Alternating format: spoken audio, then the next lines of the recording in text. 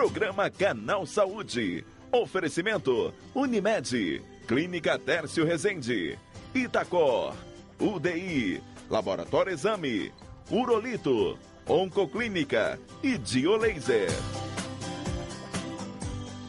Olá, boa noite. O programa Canal Saúde está começando agora. E hoje você vai ver. Alcoolismo. Especialista fala sobre os efeitos do álcool nas mulheres. Amidalite. Clima frio favorece casos da doença entre as crianças.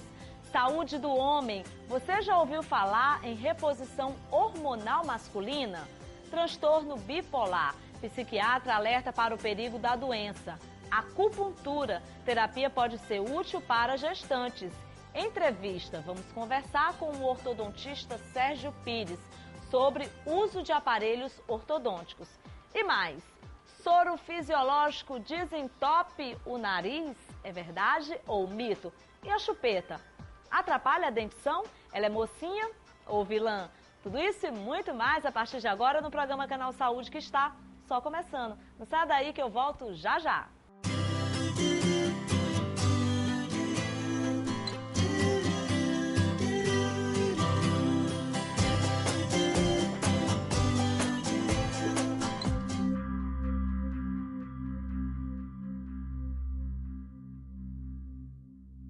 Um recente estudo relacionado ao álcool mostrou dados alarmantes em relação às mulheres. Elas estão bebendo cada vez mais e sofrendo de forma mais grave com os efeitos do alcoolismo. Vejam. O consumo abusivo de álcool cresceu 31,1% na população brasileira nos últimos 6 anos, especialmente entre as mulheres jovens. Os dados constam no segundo levantamento nacional de álcool e drogas, divulgado na última semana por pesquisadores da Universidade Federal de São Paulo. Foram entrevistadas 4.607 pessoas com 14 anos ou mais em 149 municípios brasileiros. As mulheres estão bebendo mais e com mais frequência. Nos últimos 6 anos, a proporção das que consomem álcool de maneira excessiva aumentou 24%, passando de 15% para 18,5% das brasileiras. Mas será que elas são mais vulneráveis ao álcool? Esse é um dado preocupante, porque as mulheres são bem mais sensíveis aos efeitos do álcool do que os homens. Geralmente, as mulheres bebendo metade da dose, metade do tempo, já sofrem as mesmas consequências dos homens, em função de deficiência de enzimas que metabolizam o álcool, diminuição da quantidade de água corporal, que é importante para dissolver e distribuir o álcool no organismo. Então, por conta disso, as mulheres são mais sensíveis. Quando a gente fala sensíveis, a gente não está falando só de embriaguez, a gente está falando das consequências do álcool também. As doenças, elas podem acometer mais facilmente as mulheres? As mulheres são mais sensíveis tanto aos efeitos agudos do álcool, quanto às consequências do uso crônico, também ficando mais propensa às doenças a nível crônico. De acordo com o especialista, existe um outro ponto delicado que diz respeito à gestação. Muitas mulheres sofrem as consequências do alcoolismo associado à gravidez sem nem tomar conhecimento do problema. Isso, uma das maiores preocupações é a síndrome alcoólico fetal. Porque o álcool ele atravessa a placenta quando a mulher está grávida e pode acometer o feto. E o cérebro do bebê é muito sensível. Então, mulheres que usam bebida alcoólica no primeiro trimestre da gestação têm assim, um risco alto de que as crianças nasçam com retardo mental, que é a principal característica da síndrome alcoólico fetal, gerando um importante alerta para a sociedade. Mas afinal, como saber se você é uma bebedora social ou caminha para o alcoolismo? Existe uma medida específica para conhecer esse perigo? Existe um conceito denominado etilismo de risco. Esse é um conceito populacional, estatístico, através de amplos estudos, inclusive aqui no Brasil, até no Piauí nós já realizamos estudos para validar esse conceito, que mostra o seguinte, que homens que bebem mais do que 14 drinks por semana e mais do que 4 por ocasião, e mulheres que bebem mais do que 7 drinks por semana ou mais do que 3 por ocasião, têm uma alta probabilidade de vir a desenvolver um problema causado pelo álcool. Sempre lembrando que isso não é uma medida totalmente exata, isso vai variar muito de organismo para organismo, a pessoa tem que ter atenção nisso, né? Isso é uma média populacional. Não existe uma dose segura para todas as pessoas. Então, tem pessoas que são mais sensíveis, porque têm deficiência de enzimas que metabolizam o álcool, e tem pessoas que são mais resistentes. Mas essa média, ela atende à população e desmascar aquele conceito do bebedor social, que não existe esse termo cientificamente falando, existe o etilismo de risco. Às vezes as pessoas acham que bebem socialmente, mas na verdade já são etilistas de risco. A mudança no clima e as noites chuvosas de tempo frio trazem consequências para a saúde de muitas pessoas. Problemas como a amidalite ficam mais frequentes, principalmente em crianças. Veja a matéria. A mudança no clima e as constantes chuvas têm causado o aumento de casos de algumas doenças em Teresina. E algo que tem aparecido bastante são os casos de amidalites, principalmente em crianças. As amígdalas são pequenas estruturas arredondadas em forma de amêndoa, localizados da parte de trás da boca, ao lado da garganta. Acredita-se que sirvam para ajudar a evitar infecções, produzindo anticorpos. Para entender como surge a amidalite, a gente tem que entender como é que funciona toda a estrutura da amígdala, né? A amígdala é um órgão que fica situado na região da faringe, que tem uma função de proteção do organismo, né? Lá na amígdala, essa estrutura, ela tem uma função imunológica. Essa função imunológica ela produz anticorpos contra alguns agentes externos.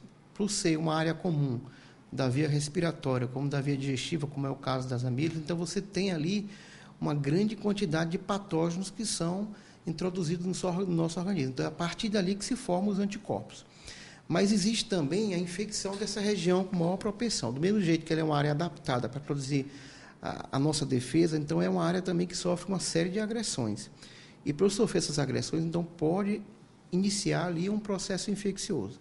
A gente pode dividir em dois grandes grupos das amidalites, né? E também é importante salientar que todo mundo praticamente tem na sua orofaringe, na garganta, na amígdala, são bactérias saprófitas. O que seria isso? São bactérias que vivem ali de maneira que não provoca nenhuma sintomatologia. Entre as mais frequentes existe o Streptococcus viridis. Então, quando ocorre um rearranjo de bactérias nessa região, ou seja, um crescimento de uma bactéria que ela torna-se patógena, então vem toda uma sintomatologia. As amígdalas também são chamadas de tonsilas palatinas e podem ser vistas quando se abre bem a boca. Quando as amígdalas se inflamam, chamamos esta doença de amidalite. Então, assim, a gente divide em dois grandes grupos, a viral e a bacteriana. Então, é muito importante saber que 80% a 90% das infecções e dores de garganta, elas não são bacterianas. Daí a gente vê o uso desnecessário do uso de antibióticos durante 7 a 10 dias. Então, tem que ser uma coisa bem selecionada. Lembrar que só 10% das infecções de garganta são bacterianas. E como é que a gente sabe, vai diferenciar uma viral e bacteriana? O médico especialista, às vezes o pediatra também, ele tem um feeling, ou seja, um sentido de ver alguns sintomas que são característicos mais de uma patologia e de outra. Vamos supor, por exemplo, um quadro mais sugestivo de uma infecção bacteriana seria um início abrupto, ou seja, um início rápido da dor de garganta, associado a uma febre muito alta, acima de 38,5, 39 graus, e aumento de gânglios, ou seja, linfonodos submandibulares. Isso é sugestivo. Então, existe a clínica, mas existe também um exame físico, onde a gente consegue ver, às vezes, na amígdala, aquele exudado esbranquiçado, amarelado, cinzento bacteriano. Então, esse é um quadro mais do lado bacteriano. E vale lembrar que as infecções bacterianas são mais comuns epidemiologicamente em faixas etárias mais altas, a partir dos 4, 6 anos de idade. Na população pediátrica é mais comum a amidalite viral. Já nas amidalites virais, geralmente começa com um quadro de uma infecção respiratória alta, ou seja, sintomas extrafaríngicos, que a gente chama coriza, espirro, dor no corpo, uma febre mais baixa, um início mais insidioso. O gânglio que você tem aumentado no pescoço já é uma poliadenopatia, não é um gânglio mais localizado submandibular. Então, existe uma característica. No exame físico, você não tem aquele aspecto mais característico da infecção bacteriana, que é aquele exudato, aquelas placas bacterianas, quando o otorrino, um especialista, um clínico, um pediatra vai dar o diagnóstico. Mais importante que tudo é usar o antibiótico de maneira correta quando for necessário, porque se você usa um antibiótico por um tempo curto ou de maneira desnecessária, você vai estar criando o quê? Cepas, colônias de bactérias que na próxima infecção vão ser mais resistentes a um antibiótico usado habitualmente. Por isso tem que tomar cuidado no uso do antibiótico quanto a provocar cepas resistentes, também o uso desnecessário com seus efeitos colaterais, com o uso desnecessário dos antibióticos. Vamos ao nosso quadro Verdade ou Mito. Queremos saber se usar soro fisiológico ajuda a desentupir o nariz.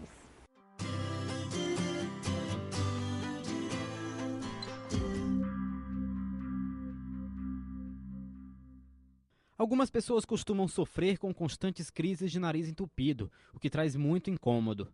Uma das soluções geralmente encontradas é lavar o nariz com soro fisiológico. Mas será que isso funciona mesmo? É verdade ou mito? Daqui a pouco a resposta. No próximo bloco tem uma matéria sobre reposição hormonal masculina. E na nossa entrevista da semana, o especialista Sérgio Pires fala sobre aparelhos ortodônticos.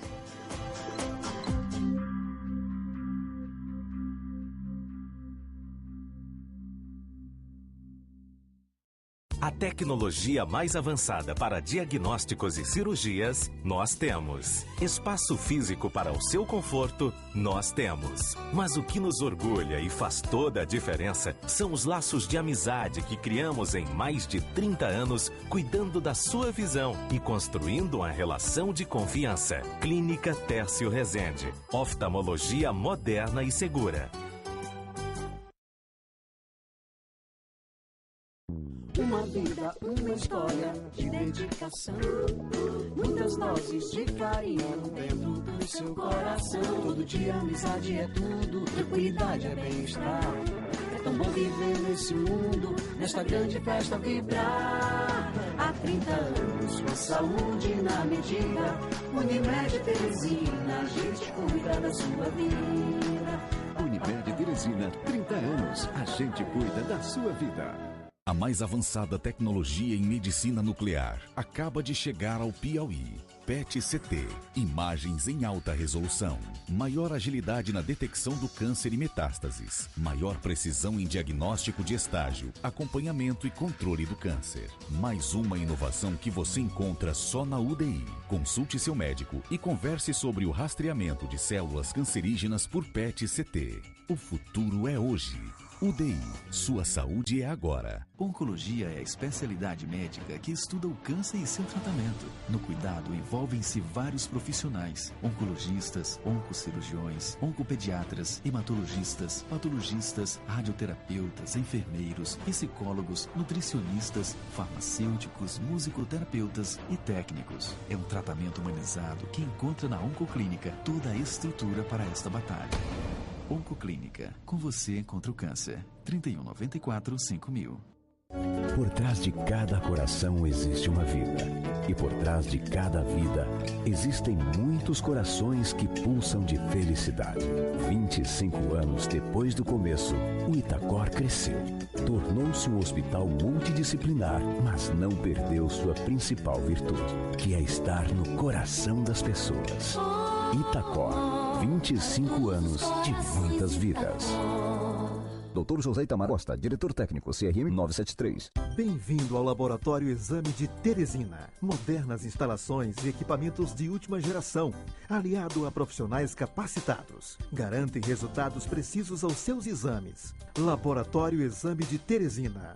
Compromisso, qualidade e a certeza de resultados precisos. Descubra todas as vantagens que só o Laboratório Exame lhe proporciona. Laboratório Exame de Teresina. A segurança e a qualidade que você precisa. Você conhece a Diolaser? Na Diolaser você encontra ambiente agradável e seguro, atendimento personalizado, depilação definitiva com laser de diodo, tecnologia avançada, tratamentos estéticos de última geração, eficácia e resultados comprovados. Sua pele sem pelos. Emagrecer já? Agende sua avaliação gratuita agora mesmo. Venha para Diolaser, Centro Internacional de Depilação a Laser e Estética.